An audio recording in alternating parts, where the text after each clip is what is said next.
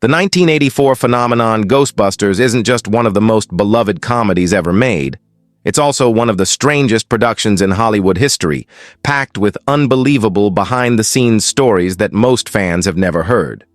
What began as a wild idea in Dan Aykroyd's imagination soon turned into a cultural landmark filled with chaos, creativity, and paranormal comedy magic.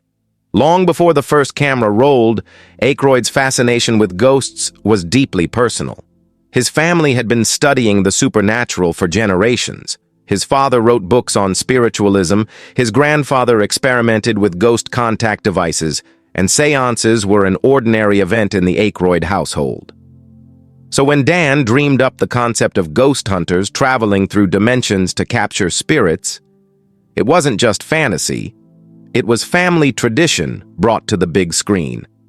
The idea was originally much darker and more futuristic, featuring Ghostbusters jumping through time and space. But director Ivan Reitman suggested grounding it in modern-day New York, giving the film the relatable, street-level charm that audiences fell in love with. One of the most legendary details about the film's production is the origin of the gluttonous green ghost, Slimer. Known for his slimy antics and endless appetite, Slimer was a loving tribute to Dan Aykroyd's friend and comedy partner, John Belushi, who had passed away just 2 years earlier. The animators even described him as the ghost of John Belushi, bringing his wild energy to life through the oozy character who became one of the franchise's mascots. The cast lineup, however, could have looked very different.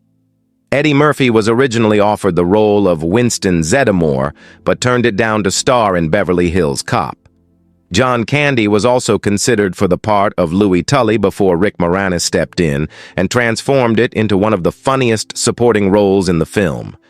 Each casting change altered the movie's tone slightly, and perhaps for the better, as the chemistry among Bill Murray, Dan Aykroyd, Harold Ramis, and Ernie Hudson became cinematic lightning in a bottle.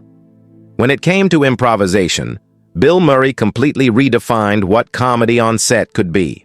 Known for going off script, Murray turned nearly every scene into a playground of sarcasm, wit, and absurd charm.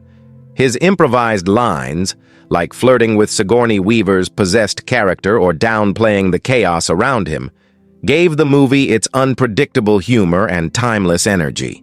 Murray's spontaneity also kept his co-stars on their toes, often forcing them to hide laughter mid-scene. Speaking of Sigourney Weaver, her audition has become Hollywood legend. Instead of reading lines the traditional way, she dropped to her hands and knees in front of the casting directors and pretended to transform into one of the film's demonic creatures. It was so unexpected and daring that the filmmakers instantly knew she was perfect for the role of Dana Barrett, the sophisticated cellist who becomes possessed by Zool. Weaver's fearless commitment helped balance the movie's comedy with genuine tension and otherworldly drama. The technical side of Ghostbusters was a massive challenge. The proton packs, those now iconic ghost-fighting backpacks, were made from real metal and heavy equipment parts, weighing around 30 pounds each. The cast carried them through long shooting days, often drenched in sweat under the hot studio lights. Despite the discomfort, the packs became symbols of the movie itself, tangible proof that this absurd story was being taken seriously enough to feel real. Filming on the streets of New York brought even more chaos. When the Ghostbusters appeared in full costume, driving their Ecto-1 car through Manhattan, real pedestrians and tourists thought they were witnessing a real government ghost squad. Crowds gathered, traffic halted, and police were confused by the sudden commotion. It was one of those magical movie moments where fiction spilled over into real life, giving the production an unforgettable buzz of authenticity. The Stay Puft Marshmallow Man, one of the film's most iconic images, nearly didn't happen. The giant smiling marshmallow mascot that rampages through the city was almost cut from the film due to budget issues. Each shot of him required expensive miniature city sets and complicated visual effects. But the creative team fought to keep him in, arguing that he represented the perfect mix of innocence and terror. A monster that was both funny and horrifying. Their persistence paid off. The Stay Puft Marshmallow Man became one of cinema's most memorable creations. Even the opening scene, the terrifying library ghost, made history. Early test audiences were so shocked by her sudden transformation that some screamed out loud. The filmmakers had to tone down the visual effects just to keep people from leaving the theater too soon. That balance of genuine scares and laugh-out-loud comedy became Ghostbusters' signature formula. And of course, there's the theme song, Who You Gonna Call?, one of the most recognizable tunes ever recorded. But behind the catchy beat was controversy. Huey Lewis sued Ray Parker Jr., claiming the song's melody was too similar to his own hit, I Want a New Drug. The legal battle was settled out of court, but the song went on to define an entire decade of pop culture.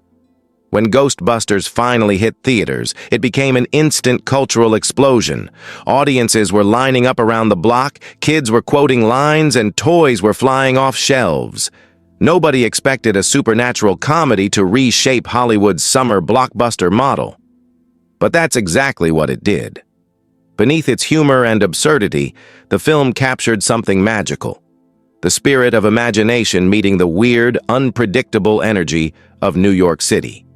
Even after decades, Ghostbusters remains a phenomenon, not just for its ghosts or gadgets, but for the rare combination of heart, humor, and sheer strangeness that made it timeless.